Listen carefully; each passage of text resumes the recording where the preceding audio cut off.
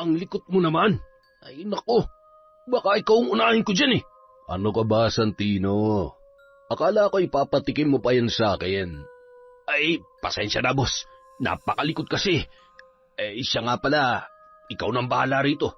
Tatalian ko na lang ang bibig nito para hindi magingay. Sige, basta igapos niyo yung matanda, pati yung asawa, at isama mo na rin yung bata. Mabait naman ako, hindi ko hahayaan na magkahiwa-hiwalay sila. Kaya mas magandang makita na sama-sama silang mamamatay. Taon 2013, Leyte. Tanghaling tapat, tirik na tirik ang araw at parang sinasakal ng init ang buong paligid.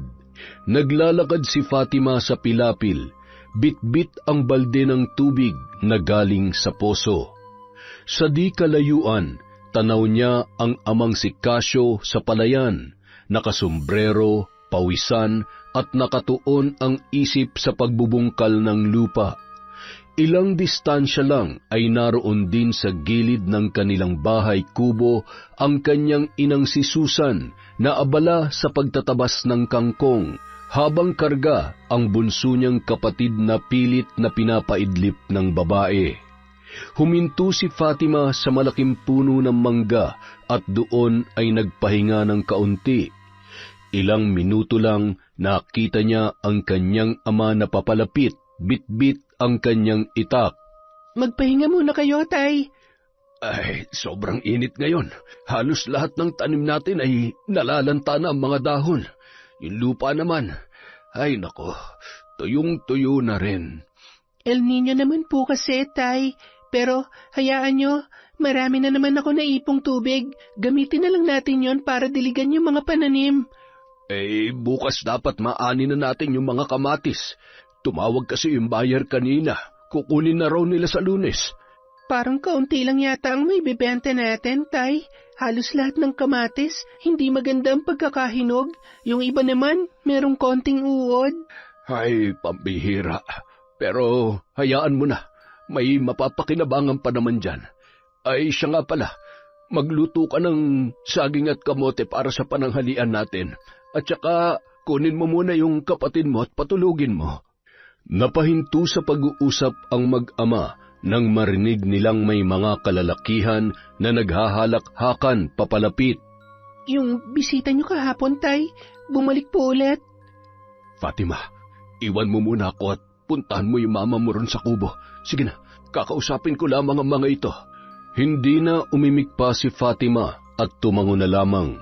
Bit-bit ang galon, naglakad siya patungo sa kanilang maliit na kubo. Hindi pa man siya nakakalayo ay sinulyapan niya ang kanyang ama na nakikipag-usap na sa isa sa mga kalalakihan. Samantala, kausap ni Casio ang mayamang negosyante na si Don Ramil, habang ang kasamahan naman ng lalaki ay tumitingin-tingin sa paligid at sinusuri ang lupain. Ayaw mo talaga, Tay Casio? Milyon ang alok ko sa'yo. Sa perang yun, makakapagsimula ka na ng bagong buhay. Komportable, may kotse, may kuryente, at may aircon pa. Pasensya na, Don Ramil, ha? Kahit triplehin mo pa yung ibabayad mo, hindi ko talaga ibebenta tong lupang ito. Kaya sana'y maintindihan ninyo. Sa totoo lang, hindi talaga tayo nagkakaintindihan dito Alam kong wala kang pinag-aralan. Kaya hayaan mo kong ipaintindi sa'yo kung ano ang pinupunto ko. Oo, wala nga akong pinag-aralan. Pero hindi ibig sabihin nun ay wala na akong paninindigan at prinsipyo. Ay, itong tandaan mo, Don Ramil. Hindi matutumbasan ng pera ang lupain ito. Dito sa lugar na ito ako pinanganak, nagkamalay, lumaki, nagkaasawa, at higit sa lahat, dito na ang buhay ko. Kaya ang mabuti pa umalis na kayo dahil wala kayong mapapala sa akin. Ay, nako, Tay Casio. Alam mo kung anong problema sa inyo? Kontento na kayo sa buhay na ganyan. Wala namang masama kung aasenso ka kahit papano. Hindi ka ba naaawa sa pamilya mo? Sa mga anak mo? Kahit anong sabihin nyo, hindi nyo talaga ako mapipilit. Kaya, pasensya na talaga. Ay, ganyan talaga pag hindi nakapag-aral sarado ang isip. Kasi kung ako ang nasa kalagayan mo, matagal ko nang ibinenta ang lupang ito. Hindi ka ba nagsasawa sa buhay magsasaka? Sa kakarampot na kita mula sa mga pananim? Sa pagbubungkal ng lupa? Ay, ewan ko ba sa inyo? Hindi ko alam kung matigas lang ba ang ulo nyo o hindi kay mga kulang-kulang kayo. Ay, nako. Oo, mahirap lamang kami. Pero hindi ibig sabihin nun, wala na akong karapatang tumanggi. At hindi rin ibig sabihin nun na pwede mo akong bastos-bastusin. Tay Casio, huwag ka na magmataas. Sa totoo lang, maswerte kang at may kagaya kong handang bumili ng pinandidirihan ng iba. Sa panahon ngayon, sino pa ba may gusto sa bukid? Tumingin ka nga sa sarili mo. Kulubot, sunog sa araw, at mabaho ang kamay. Pero tumatanggi ka sa alok na milyon? Laitin mo na ako't lahat, sige. Pero hindi mo mabibili ang paninindigan ko. Paninindigan? Grabe naman yan. Itong isipin mo, Tay Casio, Sa panahon ngayon, mas may pakinabang ang resort kesa sa taniman. Ano? Ibenta mo na kasi. Mukhang yang isip mong sarado, Don Ramil. Hindi ka kasi nakakaintindi ng salitang hindi ko ibebenta ang lupa ko. At saka, kung gusto nyo talagang magpatayo ng resort, maghanap na lang kayo ng ibang lugar. Ay, sige. Pero ito ang tandaan mo, hindi ako basta-basta sumusuko. Tingnan natin yung tibay mo, baka pagsisihan mo yan sa bandang huli. Ang mabuti pa'y umalis na lamang po kayo. Baka pag hindi ako nakapagtimpi ay makatikim kayo nitong itak ko. Isang itak mo? Ano naman ang magagawa sa akin yan? Ikaw, isang bala ka lang. Pinagbabantaan mo ba ako? Ay, hindi. May sinasabi ba ako? Ay, nako, makaalis na nga. Pero, tandaan mo, Mang Casio, pasasaan ba't mapapasakin din ang lupang ito? Tumatawa pang naglakad papalayo ang lalaki at tinawag ang mga tauhan na abala pa rin sa paglilibot sa paligid. Hindi naman maiwasan ni Mang Casio na magalit dahil sa pangmamaliit nito sa kanya. Tiningnan niya pa ang mga yon ng papalayo at nang masiguro na wala na ang mga kalalakihan ay bumalik na siya sa kanilang kubo. Pagkarating niya ay nakaupo sa hapag si Susan at si Fatima habang tahimik nang inunguya ang kinakaing kamote. Nang makita siya ng dalawa ay bigla itong nag-usisa. Hindi na lamang umimik si Mang Casio at tahimik na sinaluhan ang mag-ina sa hapagkainan. Sa pagkakataong yun, hindi niya maiwasang isipin ang alok ni Don Ramil, ang malaking halaga na maaaring makapagpaahon sa kanila sa kahirapan.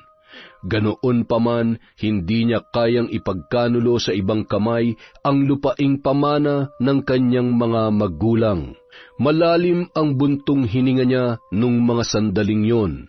Walang salita ang lumalabas sa bibig hanggang sa matapos na lamang silang kumain. Ilang minuto lang ang nakalipas ay bumalik na siya sa palayan at patuloy sa pagbubungkal ng lupa. Kinagabihan, 8:00 na ay hindi pa rin pumapasok sa kubo si Mang Casio. Nakaupo lang siya sa maliit na upuan sa ilalim ng puno ng mangga. Dahil sa ikinikilos niya ay kinausap siya ng kanyang asawa. Casio, gabi na. Pumasok na tayo sa loob.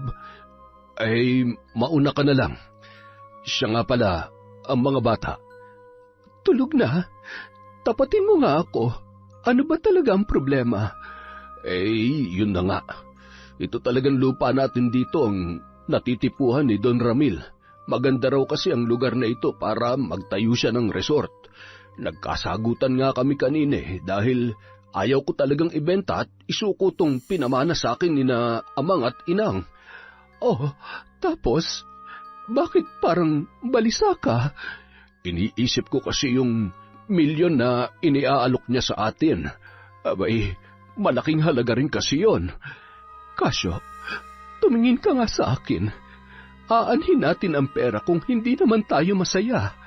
Aanhin natin ang milyon kung sa bawat araw ay mabubuhay tayong may lungkot at panghihinayang.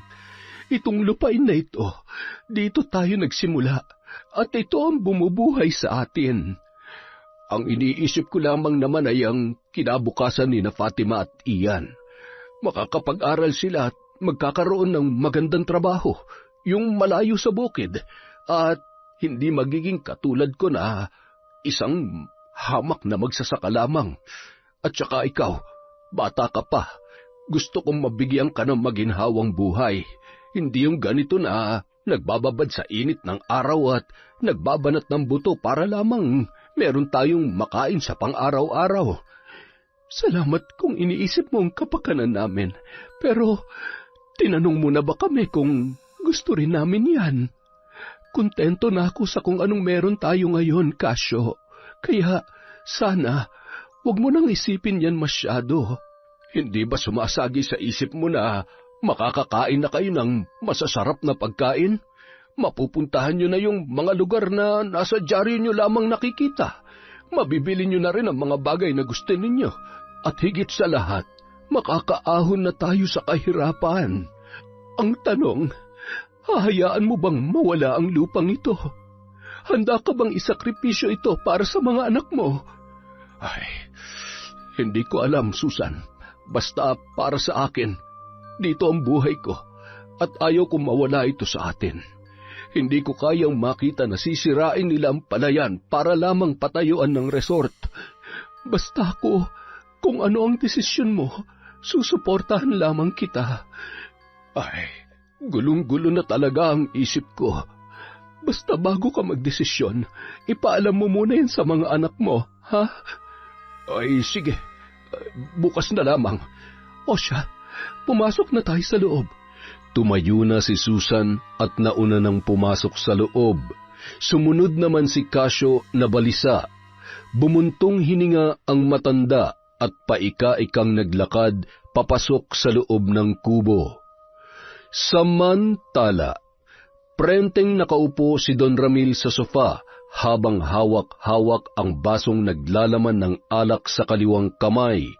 Nakatingala ang lalaki sa kisame at nag-iisip ng paraan kung paano mapapaalis sina Casio at ang pamilya nito sa lupa na kanyang natitipuhan para patayuan ng resort. Katapat naman ng lalaki ay si Santino na kanyang pinaka-pinagkakatiwalaan. Boss, anong plano? Wala pa. May suggestion ka? Meron ako naiisip. Ewan ko lang kung approve sa inyo ito. Ano yon? Sirain natin yung mga pananim nila o di kaya putulin natin yung hose na daluyan ng tubig. Paano naman natin gagawin yan? Baka sumabit tayo. Papalabasin lang natin na parang natural lang na nangyari. Basta, magtiwala lang kayo sa akin, Don Ramil. Ako ang bahala. Sige, pwede. Basta hindi tayong paghihinalaan, ha? Siguraduhin mo lang, Santino. Baka matulad lang yan sa dati na nahuli yung mga pinagtrabaho ko. May balak pa naman akong tumakbo bilang mayor sa susunod na eleksyon.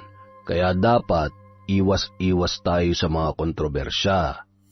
Huwag kang mag-alala, Don Ramil. Walang aberyang mangyayari. Bukod pa ron, hindi kayo dapat matakot. Nasa panig naman natin yung mga politiko eh. Tulad na lang nung sumabit tayo nung 1 taon. Binayaran mo lang yung kapitan. Naging okay na, di ba? Oo naman. Pera yun eh. Sige, basta siguruhin mo lang na hindi ako ang pagbibintangan ng Casio na yon. Ngumisi na lamang si Ramil sa naging suhestyon ng kanyang kanang kamay. Sa pagkakataong yun, iniisip niya na ang magiging reaksyon ng matanda. Ilang segundo lang napahalakhak siya at nilagok ang alak. Buo na ang kanyang desisyon na paalisin si Mang Casio sa lugar na yon. Ang lupa kasi na kanyang natitipuhan ay may magandang tanawin. Kung magpapatayo siya roon ng resort, tiyak na dadagsain yon ng mga turista. Hindi lang yon dahil balak niya rin na magkaroon ng pasugalan o kasino.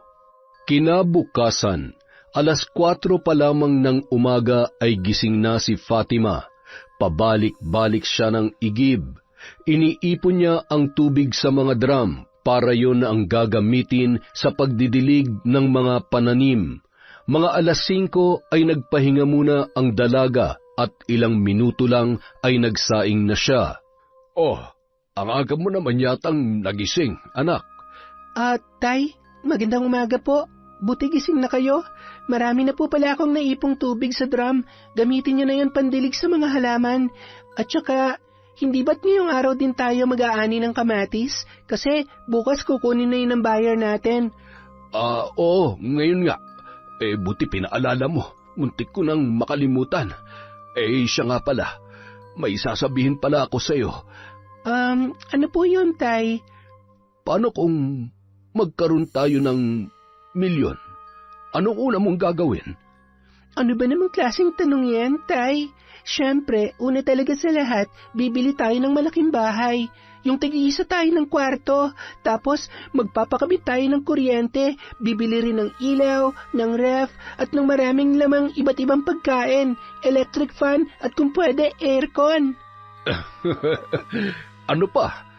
Bibili rin ako ng maraming damit. Ito kasing bestida ko, paulit-ulit na lang at marami ng butas. Pero kahit ganon, Tay, hindi po ako nagre-reklamo, ha? Sige lang. Ano pa ang gusto mo? Libre lang naman ang mga harap, Tay, no? Sige, itutodo ko na. Gusto ko magkaroon ng cellphone, yung touchscreen. Keypad lang kasi ang meron tayo eh. Ano pa ba? Gusto ko rin magkaroon ng sapatos at sandals. Wala pa kasi ako nun eh. Kasi pinagtsatsagaan lang natin tong tsinelas natin na ilang ulit ng kinabitan ng alambre para lang maayos. Basta, marami pa, Tay. Ayaw mo bang mag-aral? Gusto ko rin makapagtapos ng pag-aaral para magkaroon ako ng magandang trabaho at mabigyan kayo ng maginhawang buhay. Kasi, Tay, kung aasa lang tayo sa pera, mauubos din yun. Kaya mas mabuti talaga may trabaho.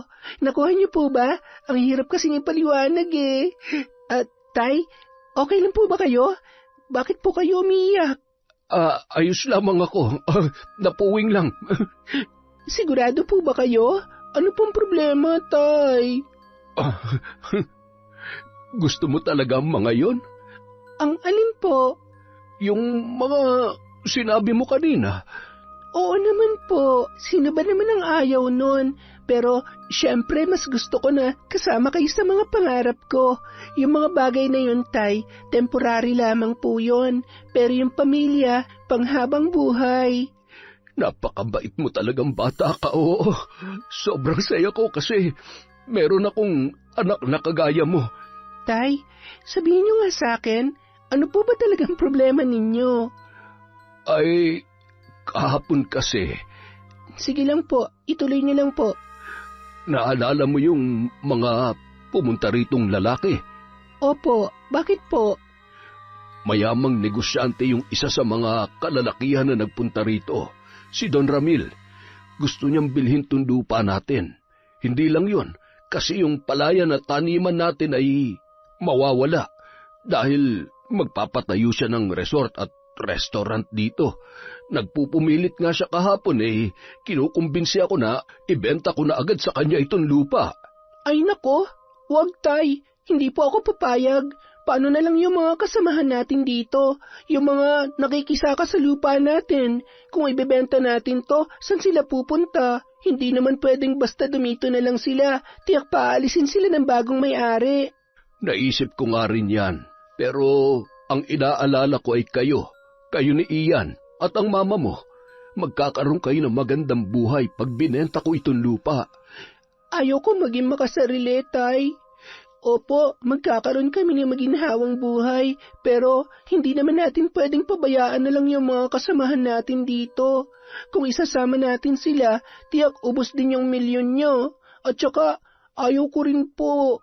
Sanay at kontento na ako sa buhay na meron tayo, Tay. Bukod pa ron, dito inilibing sina lolo at lola, kaya ayokong lumayo tayo at ipaubaya na lang sa kung sino ang lupang ito.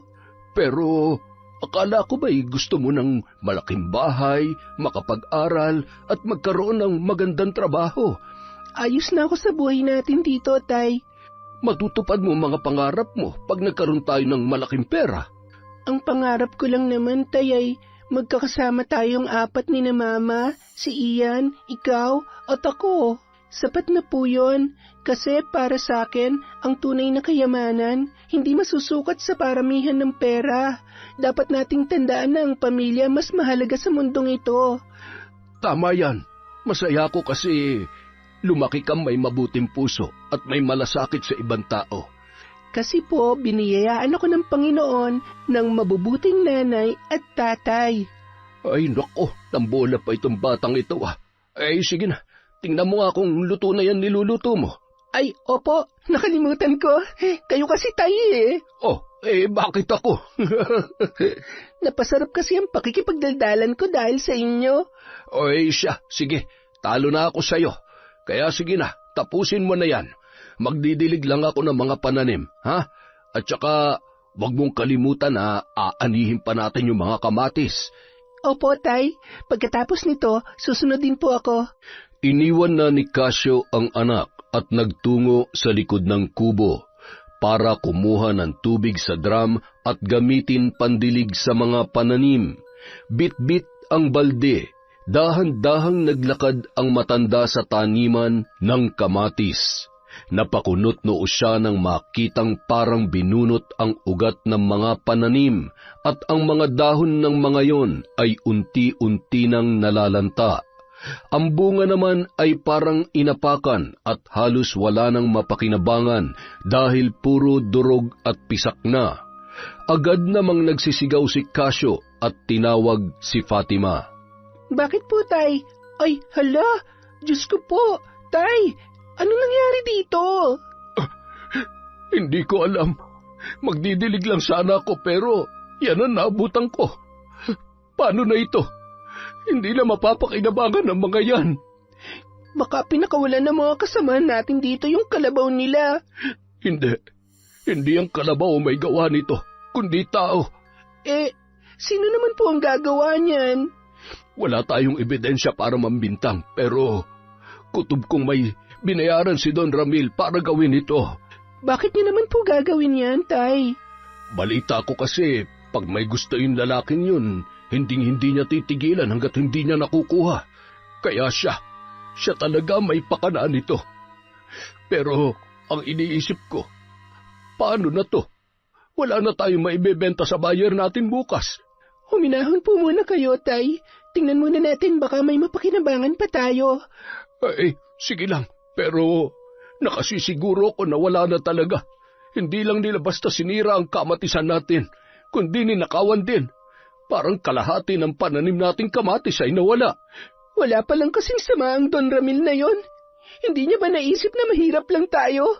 At itong mga to lang ang pinagkakakitaan natin? Hindi na umimik pa si Casio at inilibot ang paningin sa paligid. Kahit sa ang anggulo tingnan, halos yumuko na ang mga pananim niyang kamatis at wala ng kabuhay-buhay. Napakamot na lamang sa ulo ang matanda dahil sa mga nangyari ng umagang yon. Ilang saglit lang ay tinawag niya si Fatima at sabay silang naglakad pabalik sa kanilang kubo. Napakamot noon naman si Susan nang makita ang mag-ama. Halos hindi maipinta ang pagmumukha ng dalawa dulot ng mga pangyayari. Oh, bakit ganyan ang mukha niyo? Anong problema? Tulog pa po ba si Ian? Dumede lang yan saglit sa akin kanina tapos natulog ulit. Ay, siya nga pala. Ano nangyayari sa inyo? Ganyan yung mga pagmumukha ninyo. Sa loob na lang po muna ako, Nay. Kayo na lang po muna ni Tatay yung mag-usap. Magtatanong pa sana si Susan sa anak pero tinalikuran na siya ng dalaga. Napatingin naman ang babae sa asawa na parang wala sa sarili. Casio, ano nangyari at nagkakaganyan kayo? Yung kamatisan natin parang binagyo. Kanina lang pumunta ako ron para simulan sana yung pag-aani pero wala na. Hindi na mapapakinabangan ng lahat. Sayang yung kikitain natin doon. Mga 5,000 sana. Pero wala na. Hayop naman kasi may gawa no. Mga walang hiya. Diyos ko, paano na yan? Hindi ba't kukunin na yan ng buyer natin bukas? Oo nga, pero tatawagan ko na lamang siya mamaya at sasabihin na hindi na matutuloy. Sino kaya may gawa nito? Wala na ba talagang natira kahit mga 10 kilo man lang? Wala na talaga. Pero alam mo, may hinala ako na si Don Ramil may kagagawan nito. Yung lalaking yon? Bakit niya naman magagawa yan? Gagawa at gagawa siya ng paraan para lang mapaalis tayo rito at ibenta sa kanya ang lupa. Baka naman nagkakamali ka lang. Paano kung mga kambing lang yon at kalabaw na mga kasamahan natin dito? Imposible naman yan. Hindi naman pinapabayaan ng mga tao rito sa atin yung mga hayop nila. Basta, kutob ko, si Don Ramil talaga may kagagawan. Manahimik na lamang tayo. Baka makarating pa ito sa kanya at baka mas lalo niya pa tayong gipitin. Sayang naman kasi yung kikitain natin doon. Pera na sana, pero naging bato pa. Hayaan mo na. May mga mais pa naman tayong pwedeng pagkakitaan. Sa susunod na linggo, aanihin na rin natin yon. Sana lamang ay hindi na nila ulitin ang ginawa nila. Tahimik na lamang na umupo si Casio sa maliit na bangkito at malalim na bumuntong hininga. Ilang minuto lang ay tahimik silang nagsalo-salo ng agahan. Walang imikan hanggang sa matapos na lamang. Agad na nagtungo si Casio sa kamatisan at nilinis ang buong lugar. Nang magtatanghali na, ay tinawagan ng matanda ang buyer at kinansela ang pagbebenta nila ng mga kamatis na kanilang produkto. Kinagabihan, habang nakaupo sa maliit na upuan sa labas ng kubo si Fatima, ay napansin niyang parang may mga tao sa di kalayuan. 11:00 na ng gabi noon. Hindi makatulog ang dalaga kung kaya't lumabas siya at nagmuni-muni. Tulog na ang kanyang mga magulang nung mga oras na yon. Napatingin ulit siya sa may unahan dahil parang unti-unting lumalapit ang ilaw ng flashlight na dala ng kung sino man. Sa pagkakataong yon, napaisip si Fatima, walang mga tao sa lugar nila na gumagamit ng ganoong klaseng ilaw sapagkat ang nakagawian nila ay ang gasera o di kaya ay kandila. Dahan-dahan namang pumasok ang dalaga sa loob ng kubo at ginising ang kanyang ama na mahimbing na natutulog. Tay, gising. Oh, anak, gabi na. Bakit? Natatay ka ba? Magpapasama ka? Hindi, tay. Basta bumangon ka saglit. Bilisan mo. Bakit nga ba? Parang may mga tao rin sa unahan. Sigurado ko hindi yung taga rito. Ano? Abay, baka kung ano na naman ang gagawin nila sa mga pananim natin. Magbabayad sila sa akin kapag nahuli ko sila. Nagmamadaling bumangon si Casio at agad-agad na lumabas. Kinuha niya ang itak at ang asarol. Galit siyang naglakad patungo sa kung saan makikita ang ilaw na nagmumula sa di kalayuan. Tay, teka lang saglit. Sama ko. Bakit sumunod ka pa? Ayaw ko naman na mag-isa ka lang dito, ano? Siya nga pala, dinala ko tong gasera para may ilaw tayo. Patayin mo yan. Baka mapansin nila tayo. Sinunod naman ng dalaga ang utos ng kanyang ama. Kahit gabi na, di naman madilim ang paligid dahil sa liwanag ng buwan. Tay, papalayo na yung ilaw. Ay, hindi. Nawala na. Ay, lintik. Nawala nga. Pero baka nandyan lang yon. Nagtatago. Aray! Ang sakit! Tay? Ano nangyayari sa inyo? Parang may naapakan yata akong mga matutulis na bagay. Agad na sinindihan ni Fatima ang gasera at itinutok yon sa paa ng kanyang ama. Napansin niya ang pagsirit ng dugo mula roon at kumalat yon sa paa ng matanda. Iginala naman ng dalaga ang ilaw sa paligid. Napansin niya roon ang maraming basag na bote na nagkalat at ang mga kinakalawang na pako. Sino kaya nagkalat ng mga basag na bote at pako dito? Gago yun ha. Dito pa talaga sa daan. Ang dami ha. Grabe, balak ba nila tayong patayin? Napabuntong hininga na lamang si Fatima at tinanggal ang basag na bote na tumusok sa paa ng kanyang ama. Kinumbinsi ng dalaga ang matanda na bumalik na lamang sa kanilang kubo. Dahil ng mga oras na yon, kinakabahan na ang babae. Baka sunggaban sila ng kung sino man. Inalalayan niya si Mang Casio na paika-ika habang naglalakad. Teka, saglit lang. Tingnan mo nga.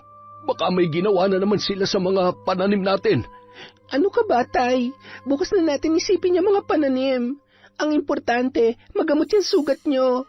Bakit kasi hindi kayo nagsuot ng tsinelas Ayan tuloy. Hindi na lamang sumagot ang matanda sa mga sinabi ng kanyang anak. Dahan-dahan silang naglakad pabalik sa kubo. Pagkarating ay agad na ginising ng dalaga ang kanyang ina. Bakit pa kasi nagpunta kayo roon? Alam niyo namang delikado, lalo na't gabi na. Hindi naman kasi namin inaasahan yon, Nay. At saka, walang hiya yung nagkalat ng basag na bote ron, tsaka mga pako. Oh, siya, sige na. Mag-init ka na lang ng tubig. Lagyan mo ng dahon ng bayabas, ha? At saka, pakikuha nga yung langis dyan sa may altar. Sinunod naman ni Fatima ang utos ng kanyang ina.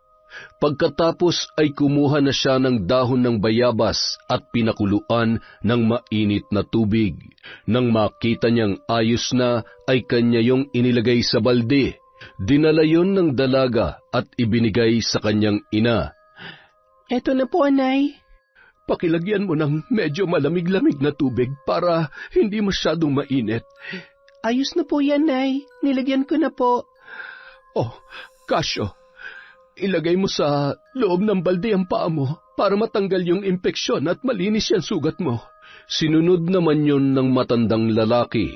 Napasinghap pa siya nang mabasa ang kanyang paa. Malaki rin ang hiwa kaya hindi niya talaga mapigilang mapaungol dala ng hapdi. Ilang minuto lang ay natapos din kung kaya't natulog na ang pamilya. Kinabukasan, maagang gumising si Fatima upang libutin ang buong taniman.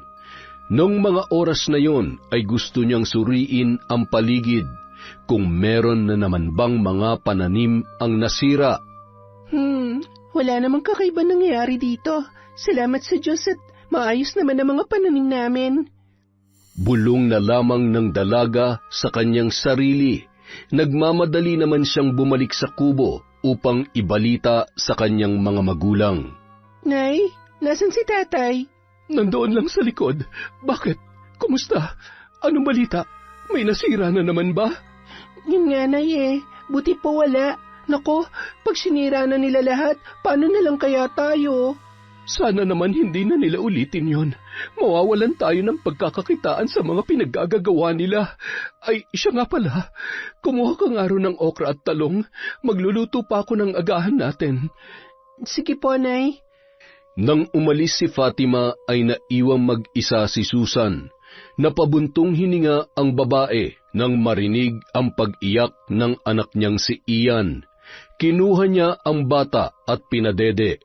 Ilang minuto lang ang nakalipas ay pumasok naman sa loob ng kubo si Casio. Paika-ika pang naglakad ang matanda. Galit ang itsura nito at nakakuyom pa ang mga kamao. Hinahamon talaga ako ng Ramil na yan. Makikita niya ang hinahanap niya. Ano ba nangyayari sa'yo at galit na galit ka? Sinadya yung mga basag na bote at ang mga kalawanging bagay sa daan para mahirapan tayo sa pag-iigib ng tubig. Bukod pa roon, sabi sa akin ng kumpare kong si Sergio, pagkarating daw nila sa may poso, may nakita silang mga patay na manok. Yung iba pinugutan ng ulo at itinuhog pa ng pako ang leeg. At saka yung tubo sinira at sinemento raw, kaya ayun bumara. Binuhusan pa raw yata ng asido. Ay basta, yun yung kwento niya. Kaya ayun, inaayos pa nila. Kung hindi agad maaayos yun, baka wala na tayong tubig bukas. Totoo ba yan? Ay Diyos ko naman, ano na naman to nangyayari? Wala talagang puso ang Ramil na yon. Sigurado ko, siya may gawa ng lahat ng kamalasang nangyayari sa atin. Mamaya, pupuntahan ko siya ron sa kanila. Hindi porket mayaman siya ay ginaganito niya na lamang tayo. Hindi pwede yon. Huminahon ka nga muna. Ano ka ba? Wala tayong ebidensya. At saka, baka ikapahamak mo pa yan at baka mas lalo pang lumala ang sitwasyon natin. Ano ang gagawin natin? Hahayaan natin sila na pagmalupitan tayo? Ganun ba? Baka kung hindi tayo magsasalita ay mas lalo pa nila tayong gipitin. Hayaan mo na muna. Inaayos naman ng poso, hindi ba? Kaya wag mo nang pairalin yung galit mo. Hindi tayo dapat basta-basta mambibintang at baka ikapahamak mo pa yun. Mayayaman sila. Kasyo, anong laban natin doon? Sige, pero kapag may ginawa pa sila ulit, hindi ko na talaga palalampasin. Matapos yung sabihin ni Mang Kasyo, ay agad na siyang lumabas. Nagtungo siya sa likod ng kubo at doon ay nagpahangin. Samantala, sa mansyon naman ni Don Ramil, naroon ang kanyang mga tauhan na binayaran upang gipitin ang magsasakang si Mang Kasyo.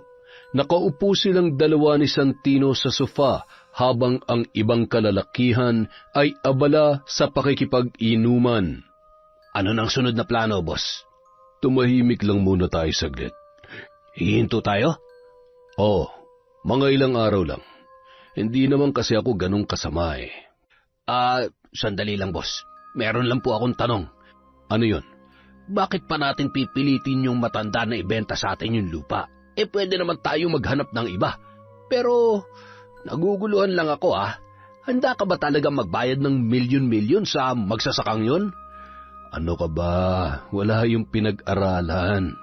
Pwede naman natin bigyan ng peking pera o di kay cheque yun. Yun naman pala mas mabuti pa siguro kung gamitan na lang natin ng dahas. Tutukan ng baril kung pwede.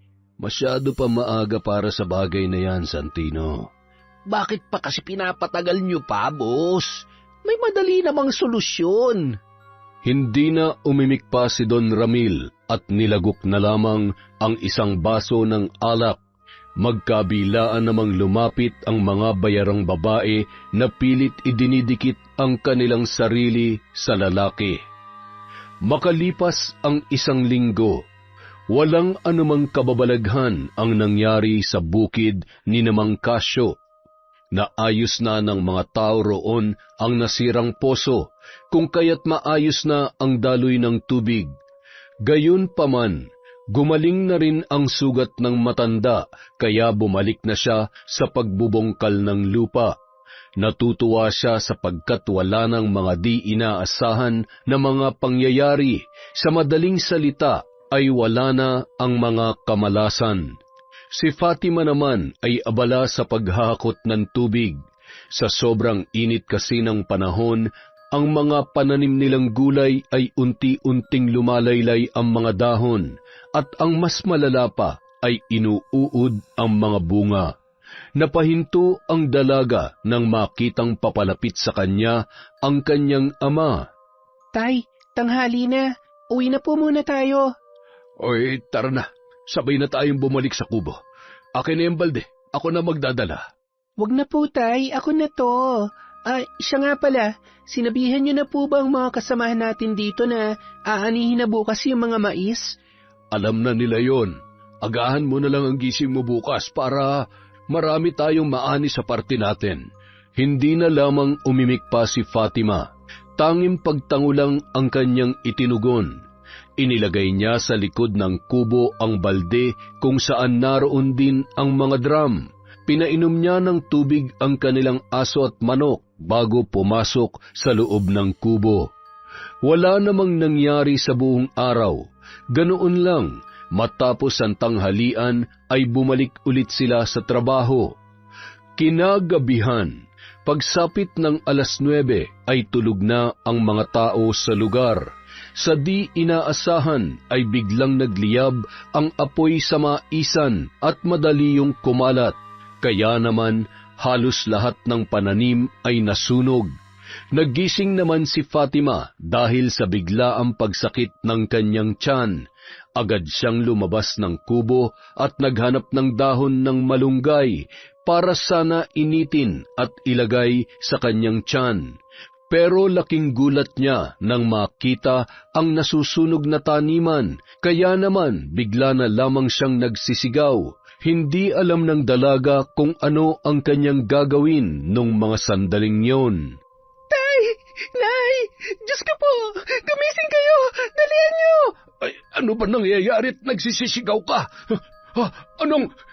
Hindi pwede! Nagmamadaling tinawag ng matanda ang mga kasamahan nila sa bukid.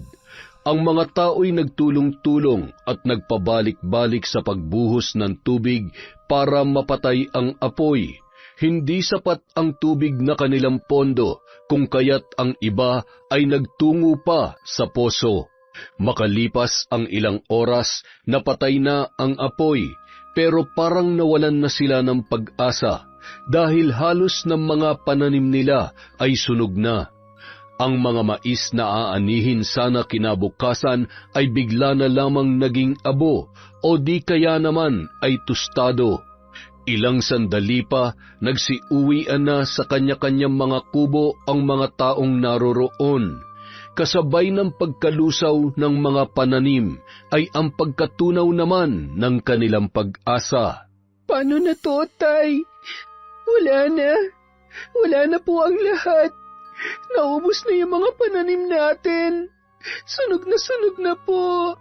Mga walang hiya, hayop sila. Hindi na nakontento. Pati hanap buhay natin dinamay nila. Walang kasing samayan Don Ramil na yan. Magbabayad siya. Tay, huminahon po kayo.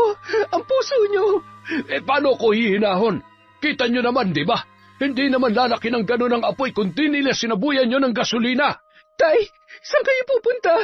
Pupugutan ko ng legye Ramil na yan. Tay, bumalik ka rito. Nay, pigilan niyo po si tatay. Napakadelikado nun. Baka kung ano pa mangyari sa kanya. Hindi umimik si Susan sa sinabi ng kanilang anak. Bagkus ay nanahimik lamang ang babae at hinayaan ng asawa na umalis. Ang dalaga naman ay gustong sundan ang kanyang ama, kaso nawala na ang matanda sa kanyang paningin. Samantala, nakangiting sinalubong ni Santino ang among si Ramil na kararating lamang. Oh, Santino, abay, may good news ka ba? Laki ng ngiti natin ah. Ano balita? Napakagandang balita, bossing. Alam mo ba, binuhusan namin ng gasolina ang mga pananim nila ron. Kaya ayun, naging impyerno ang lugar. Pagkatapos namin masiguro na sunog na, tsaka kami umuwi rito. Oh, tapos, pati ba kubo nila, sinunog mo? Yun lang. May susunod pa naman, bossing. Ay, sayang naman. Sana sinunog nyo ng lahat para wala ng problema at nang wala na rin makapigil sa atin sa pagpapatayo ng resort. Ay nako talaga, pagod na ako sa mga taong yan, lalo na dun sa mangkasyo na yon. Ang tibay, tagal sumuko. Sabi ko naman sa inyo bakit pinatatagal nyo pa? Biglang napahinto ang dalawa nang may narinig silang sumisigaw sa labas ng gate. Galit na galit ang boses at parang hinahamon pa sila ng patayan.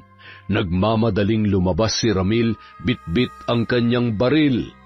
Hoy, matanda! Ano bang kailangan mo't nag-iskandalo ka rito, ha? Ano nag-iskandalo? Hoy, Ramil! Walang hiya kang hayop ka! Gahaman ka talaga! Napakasama mong demonyo ka! Wala kang kasing sama! Grabe! High blood mo naman, tanda. Ano bang ginawa ko sa'yo't parang aatakihin ka na dyan? Handa ako makipagpatayan sa'yong buwisit ka. Pero ito ang tandaan mo. Hindi mo makukuha sa akin ang lupa ko. Oh, tapos? Anong pakialam ko sa lupa mo? Ano ba?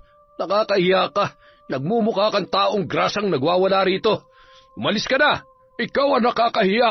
Ang itim ng budhi mo. Ano? Masaya ka na? Wala na kaming hanap buhay dahil sa iyong leche ka. Hoy, tigil-tigilan mo yung pambibintang mo, wala kang ebidensya. Huwag ka na magmaang-maangan. Ikaw may gawa ng lahat ng mga kamalasan sa lugar namin. Ano, kontento ka na? Kontento? Hindi pa. Nagsisimula pa lang ako eh. Kung ganon, magtuos na labang tayo. Oops, ilayo mo yung itak mo. Napakadumi eh. At saka, wag mo nga hawakan yung gate, baka mamantsahan mo oy. Ayoko pa namang mag-amoy putik yan. Ay nako, duwag ka talaga. Wala kang ebidensya sa mga nangyari. Kaya kung ako sa'yo, uuwi na lang ako o di kaya ay isusuko ko na lang yung lupa ko para wala ng gulo. Ayos yung ganon, hindi ba? Ang kitid din kasi ng utak mo eh. Ipapakulong kita. Subukan mo, baka ikaw pa makulong. Nang bibintang ka ng mga bagay na wala namang katotohanan. Magsasalita pa sana si Mang Casio pero bigla na lamang siyang tinutukan ng baril ni Don Ramil. Nanigas ang matanda sa kanyang kinatatayuan at parang umurong ang kanyang dila nung mga sandaling yun. Buti pa umuwi ka na sa inyo bago dumanak ang dugo rito. Pwede kitang isako at kailanman ay wala nang makakaalam sa pagkamatay mo. Gusto mo ba yon? Tanging pag-iling lang ang naging tugon ni Mang Casio sa lalaki at agad na naglakad ang kanyang mga paa papalayo sa lugar na yon. Hindi niya alam kung anong mararamdaman niya nung gabing yon. Wala sa sariling bumalik sa bukid ang matanda. Sa panginginig ng kanyang mga paa ay bigla na lamang siyang bumagsak sa lupa. Samantala, paulit-ulit na bumuntong hininga si Fatima habang walang tigil na sumusulyap sa daan patungo sa bayan. Nagdadalawang isip siya kung susundan ang ama o hihintayin na lamang. Pero ng mga oras na yun ay hindi mapigilang kabahan ng dalaga sapagkat ilang oras na ring nawawala ang kanyang ama. Nababahala siya sa kung anong nangyari sa matanda at sa sitwasyon nito. 4:00 na ng madaling araw ay wala pa rin yun, kung kaya't naisipan na lang ni Fatima na sundan ang kanyang tatay. Pero napahinto siya nang matanaw na paparating na ang matanda at tila walang buhay na naglalakad. Tay, kumusta? Ano pa nangyari? Wala ako napala sa demonyong yon. Magtatanong pa sana ang dalaga pero iniwan na siya ni Mang Casio. Kinaumagahan, nagising sa pagkakaidlip si Fatima. Napagala siya ng paningin nang mapansing nasa labas pala siya ng kubo. Nagmamadali naman siyang tumayo at pinagmasdan ang nasunog na taniman. Ang dating kulay berde ay naging kulay abo. Kahit sa ang anggulo tingnan, wala nang makikita na pwede pang pakinabangan. Kung kakainin naman nila ang mga nasunog na gulay at mais, baka kung anong mangyari sa kanila. Lalo na at sinabuyan yon ng gasolina. Ang nangyari ng umagang yon, nagtulong-tulong na lamang ang mga tao sa paglilinis. Sinuri nilang mabuti kung may maayos pa o kung may pwede pang magamit. Nay, ano pong niluluto nyo? Kamoteng kahoy. May nabungkal kasi sila kanina na pwede pang kainin. Kaya ito, niluto ko. Pagsasaluhan din natin ito mamaya. Ganun po ba? Siya nga po pala, Nay. Birthday po ni Ian bukas. Magdadalawang taon na po siya. Ano pong ihahanda natin? Saka na lang yung handaan na yan, anak. Pag nakabawi na tayo. Paano kung itinta ko yung mani? Pwede tayong kumita ron ng mga 200. Ayos din yon. Kahit paano ay makakabili tayo ng sardinas at bihon. Huwag na muna nating ipilit yung mga ganyan, Fatima. Ngayon kasi, parang nagsisimula tayo ulit. Sa pagtatanim, pagbili ng mga buto. Basta, pag maayos ng lahat, magpapahanda tayo. Hindi na lamang umimik pa si Fatima. Sinamahan niya na lamang ang nakababatang kapatid sa loob ng kubo. Himbing na himbing ang tulog noon nung mga oras na yon. Ang aliwalas naman na mukha mo, be. Ang sarap siguro maging bata. Walang pinoproblema. Ay, siya nga pala, birthday mo na bukas. Walang handaan na magaganap pero hayaan mo, pag nagkapera si ate, bibilhan kita ng tinatawag nila na cake tsaka ice cream. Ang sarap siguro noon, no? Magpapalitsyon din tayo, tapos magpapaluto ako kay nanay nung pansit na kulay pula. Hindi ko alam kung anong tawag doon eh. Basta, alam ko meron yung ketchup. Mahal na mahal kita, be. Sana mayaman tayo, no? Para hindi na natin kailangan magbabad sa init at magpakahirap. Ipagdasal mo, be, na sana balang araw mag-iba rin ang landas ng buhay natin. Umasenso sana tayo. Pagkatapos noon, bumuntong hininga na lamang si Fatima at hinalikan sa pisngi ang kanyang kapatid. Lumabas siya ng kubo at tumulong sa mga kasamahan. Ilang minuto lang, masaya nilang pinagsaluhan ang kamoting kahoy na luto ng kanyang inang si Susan. Samantala, paikot-ikot si Don Ramil sa sala habang nag-iisip ng paraan kung paano mapapaalis ang mga magsasaka sa bukid. Ano ba yan, boss? Umupo ka nga. Nahihilo ako sa iyo eh. Pwede ba mag-isip ka ng paraan kung paano mapapaalis yung mga hampas lupang magsasaka? Oh, iaasa mo na naman sa akin. Pag nagkaberya, ako na naman ang sisisihin mo. Hindi na. Dali na, huwag ka na magtampo. Mag-isip ka. Bilisan mo.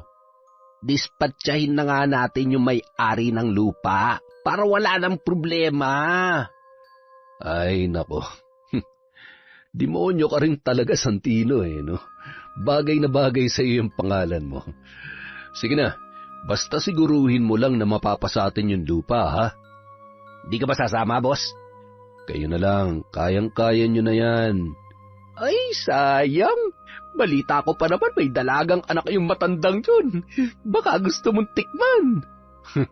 Akala ko ba si Mang Casio lang ang didispatchahin natin? Naku, napakahina mo naman, boss. Lahatin na natin. Ano ka ba? Baka magsumbong pa eh. Kaya, kung pwede, wala na tayong ititira sa kanila. Ang taba talaga ng utak mo. Napaisip si Don Ramil at humalakhak. Nung mga oras na yun, naiisip niya na ang muka ng matanda na nagmamakaawa. Kinagabihan, 9:00 ng gabi, tulog na ang mga tao sa bukid. Tahimik ang paligid at tanging mga insekto lamang ang maririnig. Nagtungo sina Ramil at Santino sa bukid kasama ang 2 lalaki. Pagkarating nila doon, agad nilang binuhusan ng gasolina ang buong palibot ng kubo. Tumahol naman ang aso na ikinagulat ng mga kalalakihan. Pero pinakain lang nila yon ng pandesal na may lason kung kaya't namatay din kaagad.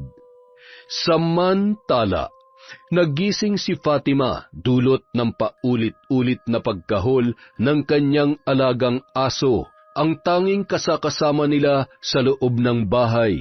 Nagmamadali siyang lumabas. Nagulat na lamang ang dalaga nang makita ang 4 na kalalakihan. May dala itong mga baril. Sisigaw na sana siya, ngunit agad na tinakpan ng isang lalaki ang kanyang bibig. Ang likot mo naman! Ano ba? Gusto mo ikaw unahin ko? Ano ka ba, Santino? Akala ko ba ipapatikim mo pa sa akin yan? Ay, pasensya na, boss.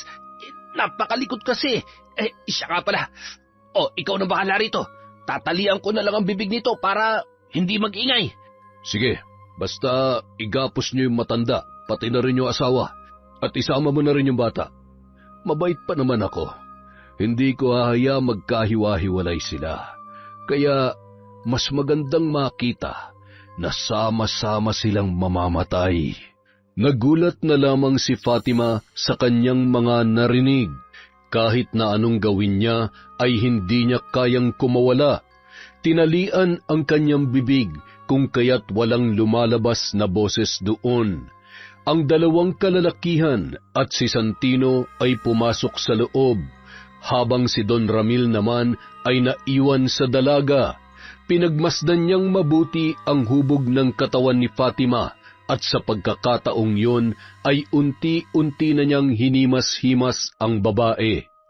Ilang minuto lang, napahinto siya dahil sa ingay na nagmumula sa loob ng kubo. Ayos na, boss. Tinalian ko na. Hindi na makakawala yung mga yon. Matapos sabihin yon ni Santino ay agad namang pumasok si Ramil. Hila-hila ang buhok ng dalaga na namimilipit pa sa sakit. Bitawan mo ang anak ko, hayop ka!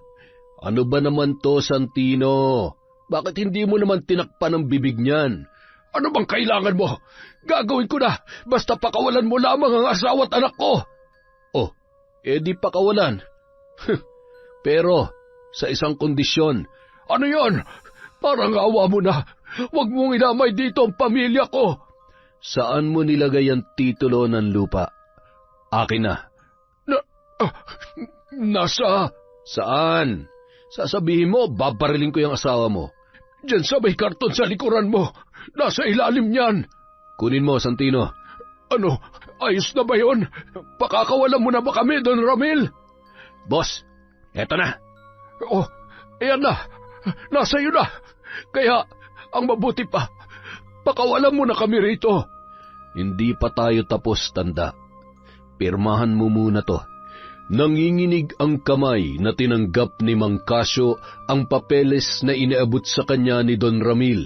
Hindi niya na binasa ang kasulatan, bagkus ay nanlalamig ang kanyang katawan dahil sa mga baril na nakatutok sa kanila.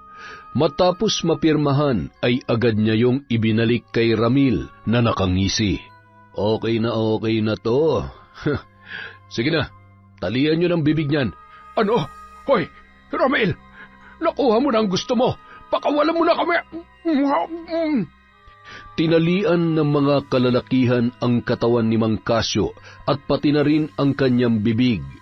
Humahalakhak namang hinarap ni Ramil si Fatima. Agad niyang pinunit ang suot na bestida ng dalaga at hinalay sa harap mismo ng kanyang pamilya. Pinagpasapasahan pa ang babae na tila bola na pinaglalaruan. Walang nagawa ang kanyang mga magulang kundi ang panoorin kung paano binaboy ang kanilang anak. Tara na. Nagsasaya pa ako rito, boss eh. Lupay-pay na yung babaeng yan kaya aalis na tayo. Ang bihira naman oh. Nabitin ako dun ah. Talian niyo ang kamay ng babaeng yan, ha? Sige po, boss. Matapos sundin ang utos ni Don Ramil, ay agad na silang lumabas. Sinindihan ni Santino ang kandila at katol, pagkatapos ay inihagis yon sa loob ng kubo. Ilang minuto lang, biglang nagliyab ang kabuuan ng bahay. Nang makitang lumaki na ang apoy, ay saka lamang sila umalis. Samantala, lumuluhang tinitigan ni Fatima ang kanyang mga magulang at kapatid na nakatali sa dingding. Hindi niya kayang pakawalan ang mga ito sapagkat nakatali rin ang kanyang kamay. Nagliyab na ang buong paligid at gumagapang na rin yon papunta sa bubong, kung saan naroon ang kanyang pamilya. Walang saplot na tumayo ang dalaga at nilapitan ang kanyang mga magulang. Ang sama nila. Magbabayad sila sa ginawa nila sa atin. Matapos sabihin yon ng dalaga ay bigla na lamang may nahulog na nagbabaga sa kanyang harapan at yon ay tumama mismo sa kanyang kapatid. Unti-unti na ring nasunog ang katawan ng kanyang mga magulang. Walang nagawa si Fatima kundi nagmadali na lamang papalabas. Sa pagkakataong yon ay kita niya kung paano tinupok ng apoy ang kanyang pamilya. Paika-ika siyang nagtungo sa kagubatan. Walang saplot ang katawan at nakapaalamang. Nang makarinig siya ng halakhakan ay agad siyang tumakbo papalayo. Ngunit dahil sa dilim ay hindi niya nakita na mayroon palang bangin, kung kaya't nahulog siya roon at bumagsak sa may sapa. Sa kabilang banda, habang namumulot ng panggatong si Eugene ay napadpad siya sa may ilog. Doon ay naghilamos ang binata at naghugas ng paa. Pauwi na sana siya nang mapansing may tao sa may pangpang. Agad niya yung nilapitan at sinuri. Babae, buhay pa ba to? Naku, magkasala na sana sa Diyos pero bakit wala tong damit? Parang humihinga pa naman. Iniwan niya muna ang babae sa may batuhan at tinawag ang kanyang lola. Ibinalita niya sa matanda ang kanyang nakita. Totoo nga la. Ano ka ba? Bakit hindi ba kayo naniniwala sa akin? Oo, palabiro at mukha akong clown pero seryoso nga po. Samahan niyo ako para maniwala kayo. Hoy, Eugene! Pag ako binibiro mo lamang, nako, mahahampas ka talaga nitong tungkod ko. Lola Sita naman. O sige, deal. Pero kapag napatunayan ko sa inyo na nagsasabi ko ng totoo, itatali ko kayo dyan sa puno ng mangga. Ano, pahig kayo? Aba, tingnan mo itong batang ito. Hinapon pa ako. Hoy, sino ba nagpapakain sa'yo, ha? Joke lang naman yun, la. Pero totoo nga yung sinasabi ko. Ay, sige na. Tara na. Napakaingay mong bata ka. Gwapo naman. Ay, siya nga pala. Lola, magdala po kayo ng damit, ha? Ayoko kasing nakakakita ng nakahubad na babae. Humalakhak pang nagpatiuna si Eugene. Nang makitang sumunod ang matanda sa kanya, ay agad niya yung inalalayan. Nakarating sila sa bahagi ng ilog kung saan iniwan ng binata ang babae. Ayun po, Lola, oh. Tingnan nyo, mukhang buhay pa naman yan. Kayo na po ang pumunta ron, wala kasing damit eh. Mahahampas talaga kitang lalaki ka, makita mo. Nakangisi na lamang na pinagmasdan ni Eugene ang matanda. Nang makita niyang sinuotan na ng damit ng kanyang Lola Sita ang babae, ay agad na rin siyang lumapit. Buhatin mo, dalhin natin siya sa bahay. Ako po? Ay, hindi, ako. Ako yung magbubuhat? Ay, Lola naman eh. Ikaw ang magbubuhat. Ano nga naman ako? Hindi ko kaya yan at baka lalong mabali itong mga buto-buto ko. Oo na, pero buhay pa nga ba, Lola? Humihinga pa naman. Gamutin natin ang kanyang mga sugat. Kawawa naman. Ano kaya nangyari sa kanya? Hula ko, baka pinagsamantalahan to. Wala kasing damit, Lola eh. Ay nako, chismoso ko talaga. Bakit? Bawal ba? Pambabae lamang yon, ugok. Nagpauna ng naglakad ang matanda, habang nakasunod sa kanya ang apo na buhat-buhat ang dalagang walang malay. Nang makarating sa bahay, ay inihiga ni Eugene ang babae sa banig. Lagyan mo ng langis ang buo niyang katawan. Yung langis na ipinapahid ko sa tuwing sumasakit ang tuhod ko. Ayoko nga. Kayo na lang, Lola. Babae yan eh. Nahiya ako. Hindi ka talaga maaasahan na bata ka. Uy, wawa. Para namang hindi ako nagbuhat sa kanya. Oh, ano ngayon? Sinusumbatan mo ba ako? Ang akin lang naman, utusan niyo na lang po ako ng kung ano-ano. Wag lang pong iharap sa mga babae. Ay sus, binata na talaga itong apo ko. Dapat nagpapatuli ka na. Ay, huwag ka naman maingay, la. Binatang-binata na po ako. Makakagawa na nga ng bata eh. Aba, hoy, anong sabi mo? Lola naman, joke lang yun. Humalakhak naman si Eugene sa naging reaksyon ng matanda. Hindi niya mapigilang matuwa sa tuwing napipikon si Lola Sita. Samantala, nagising si Fatima dala ng ingay sa kanyang paligid. Pagmulat niya ng kanyang mga mata ay iginala niya ang kanyang paningin. Nagising na po. Oh. Abay, ang ingay mo kasi eh. Oh, Iha, naririnig mo ba kami? Bingyata, Lola eh. Itiko mo nga yung bibig mo. Wala nang lumalabas na tama dyan. Grabe talaga kayo sa akin. Sabi nang tumahimik ka dyan eh. Iha, naririnig mo ba kami? Sumagot ka naman. Ako na nga, Lola. Tumabi ka nga dyan. Ay, hello, miss. Hi. Gwapo ba ako? Sumagot ka ng oo. Ay, nako. Wala ka talagang kwentang magsalita. Sagutin mo na kasi ako, miss. Mabubugbog pa ako ni Lola nito eh. Mahampas talaga kita. Sige na, magpakulo ka na lamang doon ng tubig. Tumatawan na lamang na umalis si Eugene sa harapan ng kanyang Lola Sita. Sa pagkakataong yun, ang matanda naman ang naiwan kasama si Fatima na hindi pa rin nagsasalita. Iha, pagpasensyahan mo na ang apo ko, ha? Mapagbiro lang talaga yon, pero mabait naman. At saka, normal lang yung pagbabangayan namin.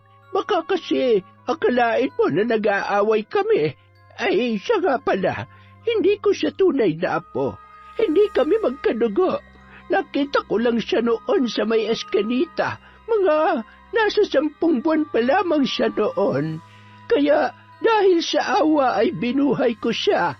Binihisan at pinag-aral. Sobrang saya ko ng mga panahong yon kasi binigay siya sa akin ng Diyos. Wala kasi akong asawa, iha, at saka walang nagtatangkang lumapit sa akin kasi anak daw ako ng isang mambabarang. Yun yung kwento ko. Ikaw, ano ang kwento mo? Saan ka nang galing? Nasaan po ako? Nandito sa bahay namin. Nakita ka kasi ni Eugene sa may pangpang. Wala kang malay. Nabuhay pa pala ako? Ano yon? Pasensya na, medyo may pagkabingi ako. Siya nga pala, ako si Lola Sita, at yung apo na tinutukoy ko ay si Eugene. Ikaw, ano ang pangalan mo? Pwede bang patayin niyo na lamang ako? Ha? Ay, Diyos ko! Ano bang pinagsasasabi mong bata ka? Ayoko na pong mabuhay. Kaya parang awa niyo na, patayin niyo na lamang ako. Ano ka ba? Kumalma ka, iha. Ano ba nangyayari sa'yo at nagkakaganyan ka? Pwede ka namang magkwento sa akin. Makikinig ako. Huwag ka mag-alala. Mabuting tao kami at hindi ka namin sasaktan. Paano bang mabuhay? Sabihin niyo sa akin. Kasi ang hirap mabuhay na wala na ang mga taong nagsisilbing rason kung bakit ka lumalaban. Kaya niyo bang harapin ang bukas na wala ng mga mahal niyo sa buhay? Lalaban pa rin ba kayo kahit hindi niyo na alam kung para kanino? Nakuha niyo na ba yung pinupunto ko?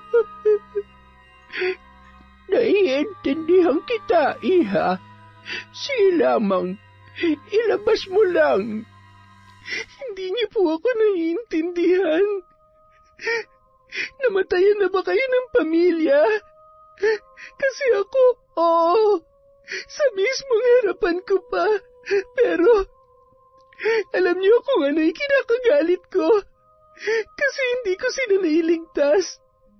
Wala ako nagawa para tulungan sila. Alam niyo po yung kapatid ko na walang kamuwang-muwang, dinamay ng mga walang kwentang gahaman sa pera. Tinupok ng apoy ang pamilya ko. Ang sakit po nun. Ang sakit-sakit.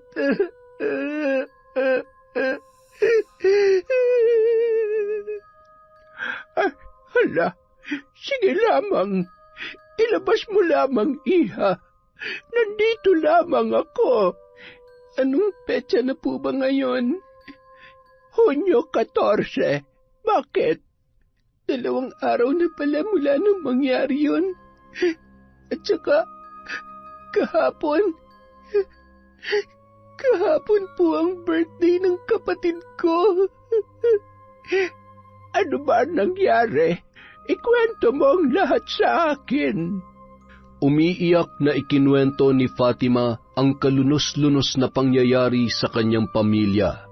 Nung mga oras na yun ay hindi naman mapigilang mapaluha ng matanda sapagkat ang dalagang kanyang kaharap ay naranasan ang isang delubyo sa murang edad pa lamang. Mainit na po yung tubig. Ay, wala. Sorry po sa istorbo. Ipaghanda mo siya ng makakain doon. Opo, Lola. Pasensya na po talaga. Sa pagkakataong yun, nahihiyang umalis si Eugene. Nagtungo siya sa kusina at ipinaghanda na makakain ang dalagang kanilang bisita.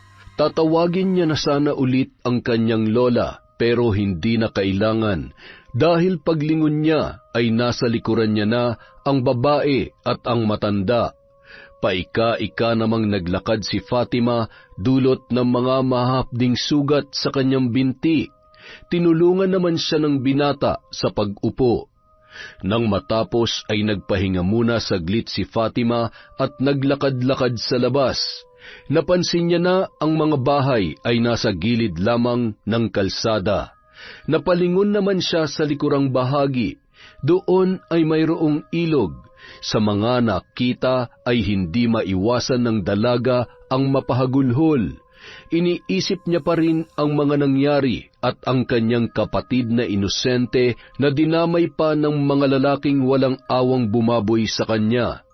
Napahinto naman sa pag-iyak ang dalaga nang maramdamang may presensya ng tao sa kanyang likuran. Ayos lang yan. Iyak mo lang. Hindi ka naman namin huhusgahan. At saka, nakwento na pala sa akin ni Lola ang mga nangyari sa'yo. Pero, huwag ka mag-alala. Mapagkakatiwalaan mo kami. Salamat kung ganon. Ilang taon ka na pala? 19. Ikaw? 20. Pero isip bata pa rin. Siya nga pala, huwag ka na malungkot. Siguro may rason kung bakit ka nabuhay. Isipin mo na lang na nasa langit na ang pamilya mo at pinagmamasdang ka nila. Nakangiti ang mga yon kasi alam nilang ligtas ka. Teka, magulo ba akong kausap? Pero, hayaan mo na. Naiintindihan mo naman, di ba? Kahit anong salita pa yan, hinding-hindi yan tatalab sa akin. Kaya, pasensya ka na, Eugene. Naiintindihan ko. Siya nga pala, ikaw alam mo ang pangalan ko pero ikaw hindi ko alam ang pangalan mo. Fatima ang pangalan ko. Hi Fatima. Nice to meet you. Pasensya ka na ha. Hindi kasi ako nakakaintindi ng Ingles eh. Ganun ba? Pasensya na. Ang sabi ko, ikinagagalak kitang makilala. Ako rin. Hindi ka ba nakapag-aral? Ibig kong sabihin, pwede kitang turuang mag-English kahit kaunti. High school lang yung natapos ko pero may alam naman ako na kaunti. Huwag na. Hindi ako interesado. Salamat na lang. Sige. Sabi mo eh. Ilang saglit lang, tinawag na sila ng matanda, kung kaya't pumasok na ang dalawa sa loob ng bahay. Inalalayan pa ni Eugene ang dalaga dahil hindi ito makalakad ng maayos. Sa bahay ni Lola Sita na muna tumira pansamantala si Fatima sapagkat walang kilalang kamag-anak ang dalaga. Sa ilang araw na pananatili niya roon ay tahimik lang siya at kung kinakausap ay tila wala sa kanyang sarili. Isang araw, habang nakaupo sa sofa si Fatima ay bigla na lamang siyang inalok ni Eugene ng merienda. Napangiti pa ang binata at medyo nahihiyang napakamot ng ulo. Ayos ka lang ba? Kahit kailan, hindi ko na siguro mararamdaman yan. Kaya tigilan nyo ng pagtatanong sa akin ng ganyan. Pasensya na pero minsan pwede naman tayong magpanggap na masaya kahit sa kaloob-looban natin ay nadudurog na tayo. Ipakita natin sa ibang tao na ayos lang tayo kahit hindi naman talaga. Alam mo, ganyan ako. Lagi ako nagbibiro tsaka tumatawa. Pero ang totoo, nasasaktan na pala. Makikita mo, parang wala lang akong problema, pero ang totoo, meron. Alam mo naman na, ampun ako, di ba? Hindi ko alam kung sino ang mga magulang ko. Kung anong mukha nila. Yun ang nagpapalungkot sa akin. Kasi, parang ang laki ng kulang sa buhay ko. Pero, huwag kang umiyak. Matibay ka. Yun ang lagi kong sinasabi sa sarili ko. Bakit mo sinasabi sa akin yan? Para malaman mo na hindi ka nag-iisa. Namatayan ka na ba? Hindi pa, pero yung pakiramdam na may taong parte ng buhay mo na hindi mo pa nakikita, para na rin silang namayapa na. Gets mo ba? Ay, siya nga pala, kilala mo bang may gawa sa inyo niyan? Si Don Ramil, yung mayamang negosyante sa kabilang barangay. Kilala mo ba siya? Sikat yata yun eh. Si Don Ramil? Sigurado ka?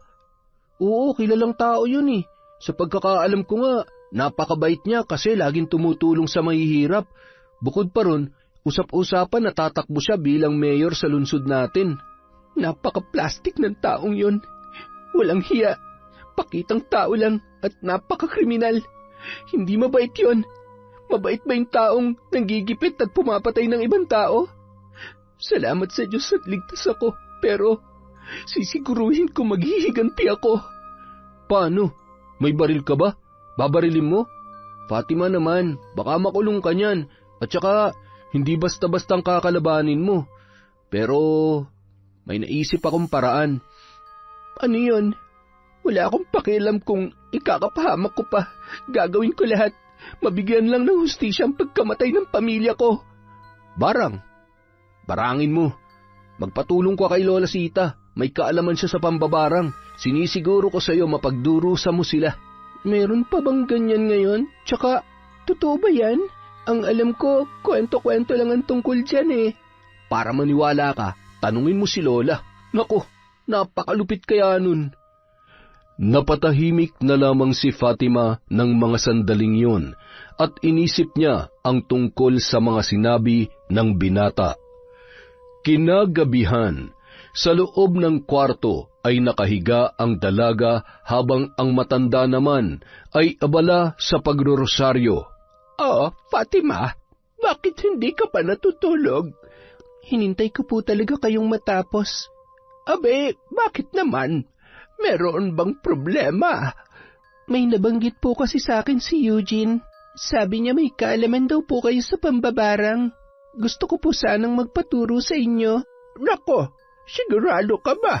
Hindi basta-basta ang kasanayan na ito, Fatima. Gusto ko pong ipaghiganti ang pamilya ko. Kaya sana naman tulungan niyo ako. Matagal ko nang itinago ang mga gamit ko sa pambabarang. Pero handa kong buksan ulit yon kung yun ang paraan para makatulong ako sa iyo. Salamat po, Lola Sita. Matapos ang usaping yon ay natulog na ang dalawa. Sa panaginip naman ng dalaga ay naroon pa rin ang muka ng mga taong pumatay sa kanyang pamilya.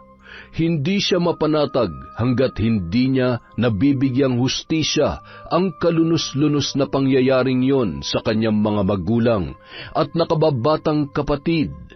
Kinabukasan, tinuruan na siya ng matanda ng mga ritual at orasyon sa pambabarang. Noong una, nahihirapan siya, ngunit iniisip na lamang ng dalaga na para yon sa kanyang pamilya. Kaya kahit mahirap ay pilit niyang pinagtiyagaan. Araw-araw silang nagsasanay ni Lola Sita hanggang sa matuto at makabisa na rin ni Fatima ang lahat ng mga itinuro ng matanda. Makalipas ang 10 buwan, naging eksperto na ang dalaga sa larangan ng pambabarang. Walang palpak at parang naging isang veteranang mambabarang na si Fatima. April na. Malapit na ang May. Naku, eleksyon na naman. Balita ko, may pagpupulong na gaganapin dito sa barangay natin si Don Ramil. Grabe, talagang mabango ang pangalan ng future mayor na yun ah. Yung tinitingala ng mga tao ngayon, luluhod din yan sa harapan ko balang araw. Hindi na lamang umimik pa ang binata sa sinabi ni Fatima. Masama namang nakatingin ang dalaga sa tarpaulin na nakadikit sa puno. Mukha yun ni Don Ramil. Malapad pa ang ngiti ng lalaki habang naka-thumbs up. Kinagabihan, 8:00 ay nakarating na si Fatima sa harapan ng mansyon ni Don Ramil. Doon ay nagkubli siya sa may damuhan at pinagmasdan ang bawat taong naglalabas-masok sa malaking bahay. Ilang minuto lang ay may mga kalalakihang lumabas sa van. Sinuri ng dalaga ang mga mukha noon. May 2 pang lalaki na nahuli at lasing na naghahalakhakan. Ilang ulit yung pinagmasdan ni Fatima at napagtanto niya na yon ang 2 sa mga kalalakihan na bumaboy sa kanya. Mga hayop kayo! Akala niyo ba makakalimutan kayo mga pagmumukha ninyo? Hinding-hindi.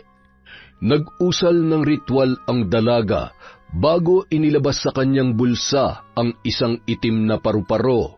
Nilukot niya yon at pinisa hanggang sa maging pinong-pino.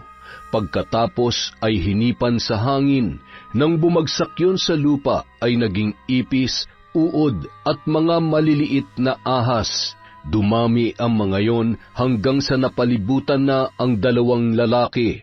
Magsasalita pa sana ang isa, ngunit bigla na lamang lumabas sa bibig nito ang itim na balahibo at ang mga alupihan. Sa gulat naman ng isa ay agad siyang nagsisigaw, ngunit lumabas din sa kanyang bibig ang isang makamandag na alakdan. Hindi lang yun, sapagkat bigla na lamang silang napahawak sa kanilang pribadong bahagi ng katawan. Sa hindi inaasahan ay biglang pumutok ang kanilang ari at nagsilabasan ang mga uod. Napangisi na lamang si Fatima sa mga nangyari. Kitang-kita niya kung paano humandusay ang dalawa. Pagkatapos niyang masaksihan yun, ay agad na siyang umuwi. Tumba na yung dalawa. Ay nako, wala naman pala mga binatbat. Pero, meron pang dalawa, Fatima.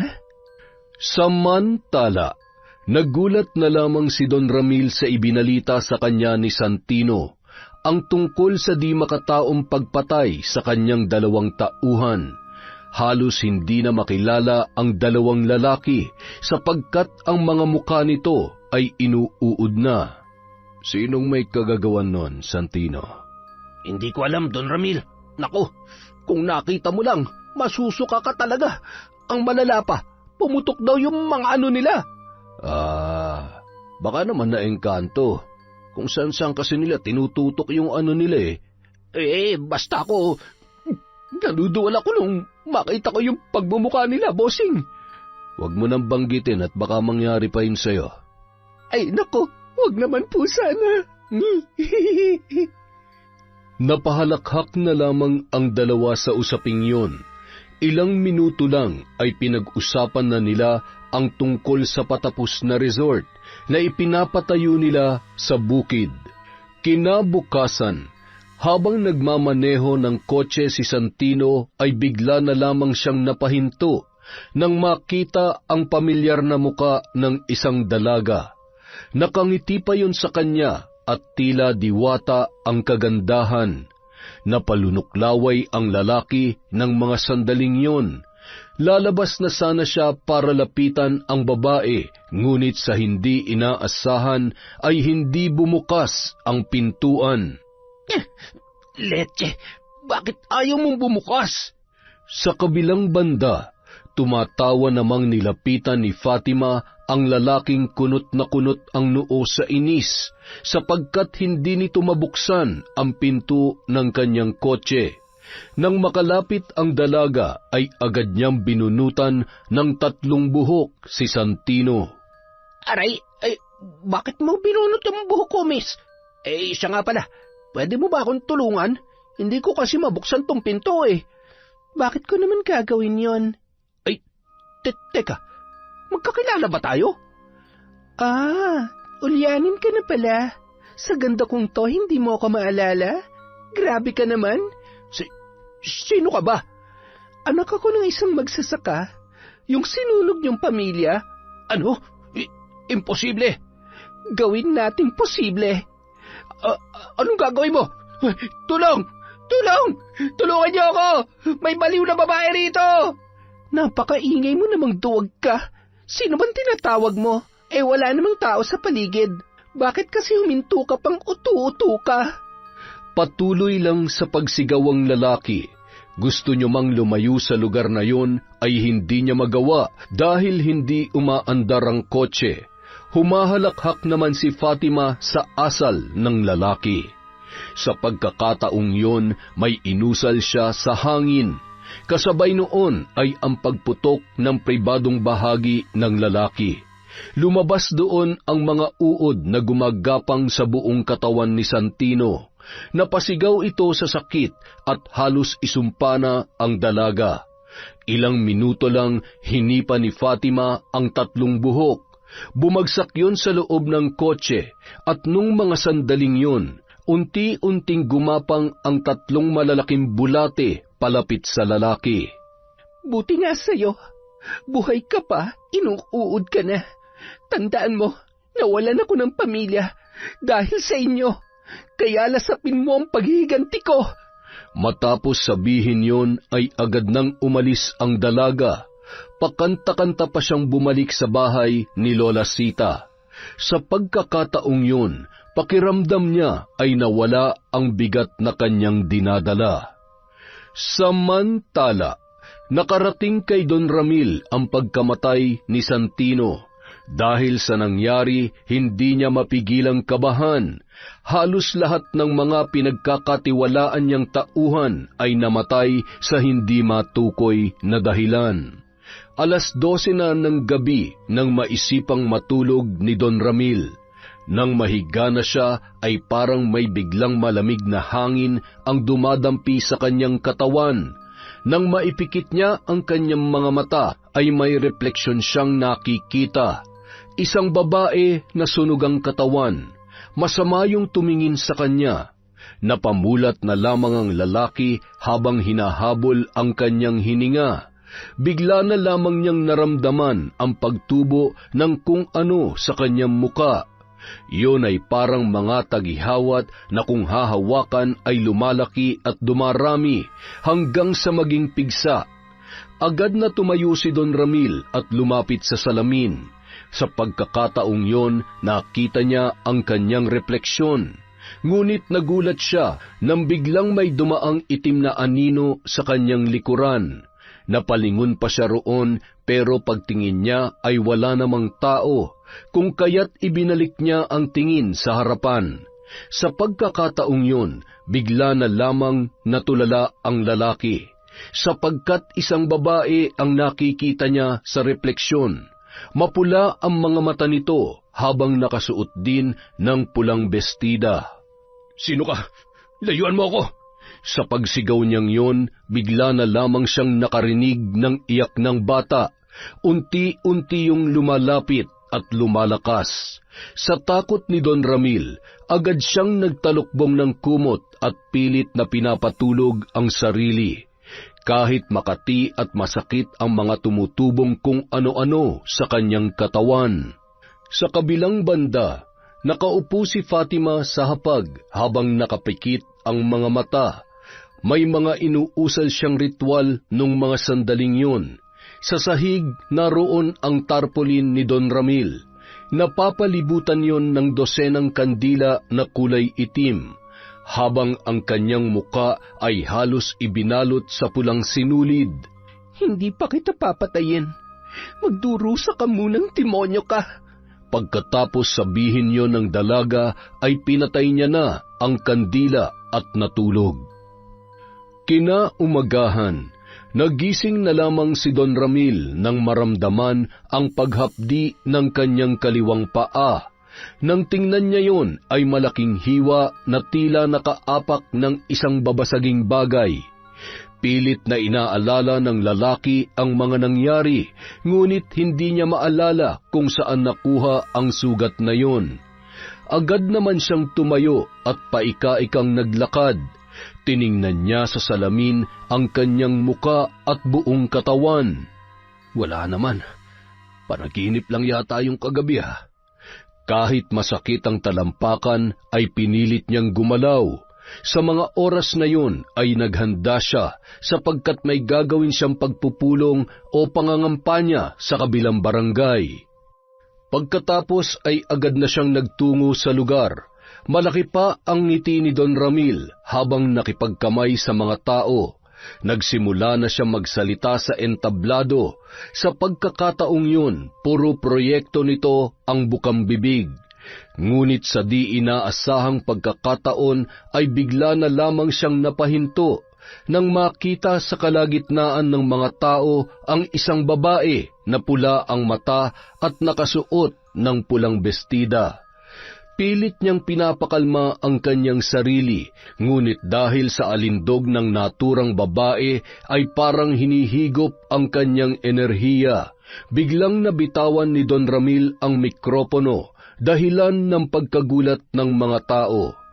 Ilang minuto lang ang nakalipas ay napaupo siya nang maramdaman ang pagsakit ng pribadong bahagi ng kanyang katawan. Napatingin naman siya sa babae, ngunit wala na yun doon. Nakarinig naman ng iyak ng bata ang lalaki. Lumalakas yun na parang sinisira ang kanyang pandinig. Pagkatapos ay may biglang gumapang na uod sa kanyang katawan. Dumadami yun dahilan ng pagsigaw ni Don Ramil. "Ha? Ano to? Tulong! Tulungan niyo ako!" Napakunot na lamang ng noo ang mga tao na nakasaksi sa ikinikilos ng lalaki. Sa pagkakataong yun, para na siyang baliw na pinapagpagan ng sarili at tila may inaapakan. Walang nakikitang kung ano ang mga tao, kung kaya't naguguluhan sila kung bakit nagkakaganoon ang Don. Samantala, nakapikit ang mga matang inuusal ni Fatima ang mga orasyon. Sa kanyang harapan, naroon ang palangganang naglalaman ng mainit na tubig, habang sa loob noon ay ang tarpaulin ng lalaki na pinunit-punit. Pinalibutan din yon ng babae ng mga itim na kandila. Lumiliyab yon sa tuwing sisigaw siya sa hangin ng mga dasal. "Wala namang kwenta kung papatayin kita. Kaya, dahil mabait ako, mabubuhay ka pa. Magpasalamat ka dahil nasa tamang wisyo pa ako." Matapos banggitin yon ng dalaga, ay inhinto na niya ang kanyang ginagawa. Iniligpit niya ang mga gamit at ibinalik yon kay Lola Sita. Nang mga sumunod na araw, usap-usapan sa buong lungsod ang pagkabaliw ng isang kandidato sa pagka-mayor na si Don Ramil. Palakad-lakad na raw ito sa daan nang walang saplot. Sumisigaw ng tulong ang lalaki dahil maraming mga gumagapang na insekto sa kanyang katawan. Ngunit wala namang nakikita ang mga tao. Bukod pa ron, may mga boses daw siyang naririnig, at dahil sa kanyang ikinikilos ay natalo na siya sa eleksyon. Samantala, habang nagpapahangin sa likod ng bahay si Fatima, ay bigla na lamang siyang nakaramdam ng presensya ng tao sa kanyang likuran. "Oh, Eugene, ikaw lang pala." Tapos na. Okay na. Naipagiganti mo ng pamilya mo. Kaya, buti pa, ibaon mo na sa limot ang lahat at magsimula ka na ng bagong buhay. Ang hirap talaga mabuhay, lalo na kung ang mga taong rason kung bakit gusto mong mabuhay ay wala na. Alam ko yung pakiramdam na yan, pero nandito kami ni Lola. Pwede mo kami maging pamilya. Salamat, Eugene. Lagi mong tandaan na kahit hindi tayo magkadugo ay pamilya pa rin tayo. Pamilya sa puso, kumbaga. Matapos sabihin yon ng binata ay tumahimik na si Fatima. Iniisip niya ang mga pangyayari at ang lahat ng kanyang mga pinagdaanan. Makalipas ang ilang buwan, nagkamabutihan na sina Eugene at Fatima at kalaunan ay naging magkasintahan. Suportado lang sila ng kanilang Lola Sita at masaya ang matanda sapagkat maaliwalas na ulit ang muka ng dalaga. Kasama pa rin ni Fatima ang bangungot ng kanyang buhay, ngunit kinaya na lamang niya yung ibaon sa limot at ginawang motibasyon para lumaban. Para sa kanya, may rason kung bakit nangyari ang lahat ng yon. Sa mga araw na lumipas, wala siyang inaksayang oras, at sa pagkakataong yon ay itinanim niya na sa isip na hindi niya sasayangin ang pangalawa niyang buhay. Yon! Isa na naman pong malupit na kwento mula sa Kwentong Enteng. Maraming salamat po sa inyong suporta. Mahal na mahal po kayo ni Enteng. Dahil dyan, meron po tayong shout out again. Simulan po natin kay Elica Beltran. Hi kay Zilpa Hara Raikart, kay Corazon Ingay. Hello po kay Ka Amats TV. Shout out kay Clarkson Basto. Hello po kay Dimples Yumi, kay Emma Dumato, kay Michelle. Hi kay Sheena Enriquez, Evelyn Reyes, Cataleja Soto, Mary Ann Yao. Hi kay Glessy from Kuwait, kay Genevieve Virtusio, kay Charlene Gumansing. Shout out po kay Alfredo Siguya, kay Febe Ranyada. Hi din po kay Asodisen Serila, kay Kurt Mina, kay Rose Kitts Akshu. Hi kay Cliven Dubalan, kay Basanta Mila, kay Monica Nieves, kay Lynette Reparado. Hello po kay Resel Galope, kay Judy Sabelina, kay Natividad Tolibao. Hello po kay Mira from Batangas, kay Jeren Beter, kay Rose Saavedra, Austria. Shout out po kay Chrisgel Mamado, kay Mariam Duca, kay Edgardo Fontanilla, kay Hermie Metoda. Hi po kay Ella Heda. Hi din po kay Alexis Luge from Santiago, Isabela. Shout out po kay Mel Santarita, kay Mai Hani, kay Iza Nix. Shout out po kay Irma Umali, kay Vicky Abut, Elizabeth Dungka, kay Betty Kalinaw, kay Hana Maylin Sesgundo. Shout out po kay Shauma TV, kay Merly Pura, kay HJH, kay Analie Valiega, kay Gay Samodio, kay Abigail Sugama of Tokyo from Daisy Dulatre. Hi po kay Scarlet Sky Maniego, kay Rosette Ersando, kay Ruel Banga. Hello din po kay Milaine Jordaline Concepcion, kay Manilyn Edusma, kay Kat Burglar Cutie, kay Manny Maniego, Rebecca De Castro, Norsen TV. Shoutout din po kay Roslyn Jimenez, kay Rai, kay Susana Llobrera, kay Maria Benitez po. Hi kay Daiben. Ako si Bru. Hello. Hi kay Billy Ray, kay Jenny May, at kay Ray Buendia from Lucy Buendia. Hello po kay Baby Lou Huen, kay Diana Grace Embalzado, kay MGS14, kay Annalie Jong, kay Irene Espino. Hello po kay Jose Perillo, kay Christy Gaitan, kay Pureza Tagiwalo, kay Kimpoy Feliciano.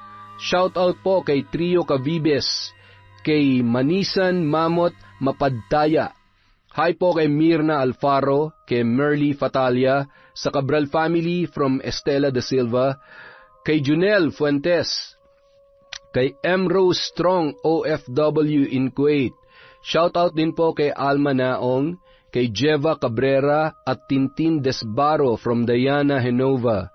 Hi kay May Megs, kay G. Ayos, Lydia Lopez, Janica de Mesa, Purificacion Pasinoble, kay Jessie, Kayan, Andrea, Alges, Jason, at kay Bunso Jefferson from Jessica Sobremonte. Hello po kay Elizabeth Maramot, kay Matthew Sadigo, kay Jennifer Sacris, kay Marilyn Dumagsa, kay Jacqueline Saison. Hello din po kay Aaron Azedal, kay Rizen Ryle, kay Mary Grace Grefaldia, kay Josie Aniban, kay Doris Estander, kay Sean, Samuel at Sebastian from Chonchamcheb. Maraming salamat po sa walang sawang pagsuporta sa Kwentong Enteng. Mahal na mahal po kayong lahat ni Enteng. Huwag po kayong magkakasakit, huwag po kayong pagpapabaya sa sarili nyo. Alagaan po natin ang mga sarili natin. Maraming salamat po mula sa Kwentong Enteng.